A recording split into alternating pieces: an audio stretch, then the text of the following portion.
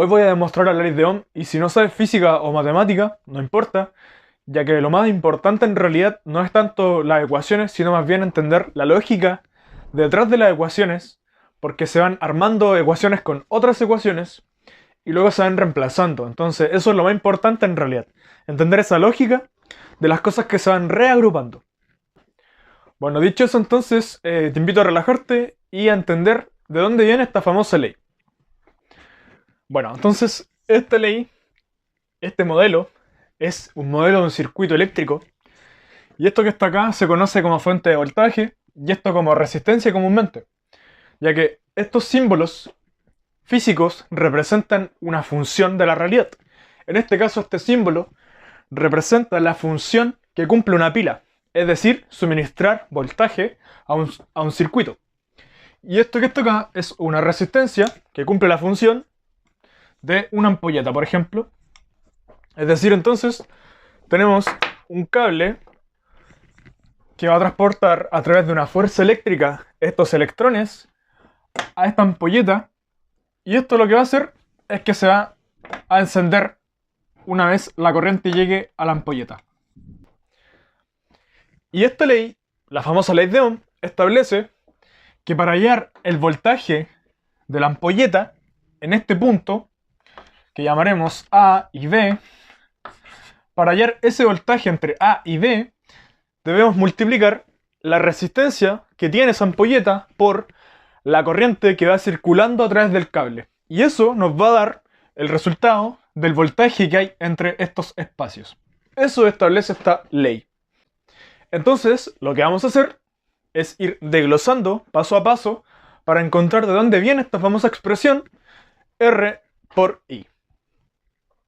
Bueno, entonces tenemos nuestro modelo de circuito y si hacemos zoom en esta parte del cable vamos a llegar a algo como esto y podemos ver que cuando tenemos nuestra corriente circulando a través del cable hay unas cargas eléctricas que son los electrones y estos electrones al ir fluyendo, ¿cierto?, a través del tiempo genera una velocidad. También el cable tiene una cierta área y una cierta distancia. Entonces, a través de esta observación física podemos llegar a la conclusión que el desplazamiento de las cargas eléctricas, o sea, delta Q, va a ser igual a esta ecuación que está acá. Es decir, el desplazamiento de las cargas eléctricas va a ser igual al área por la concentración de carga por los electrones por este desplazamiento. Entonces N representa la concentración de carga, que es el número de electrones entre el volumen del cable que está acá, y ya dijimos que va a representar la carga eléctrica de los electrones. Bueno, estos electrones, cuando empiece a fluir corriente por acá, van a empezar a moverse a una velocidad. Y yo sé que la velocidad es la derivada de la posición con respecto al tiempo. Entonces, aprovechando que yo tengo un delta X acá, puedo despejar mi delta X de acá y decir que mi delta X es igual a la velocidad con respecto al tiempo. Entonces, este delta X, que es este mismo delta X, lo puedo reescribir quedándome de esta manera. Ahora lo que puedo hacer es dividir delta t en ambos miembros. Entonces me va a quedar esta expresión que está acá, es decir, delta Q dividido delta t, que fue lo que hice. Dividí acá delta t y dividí acá delta t.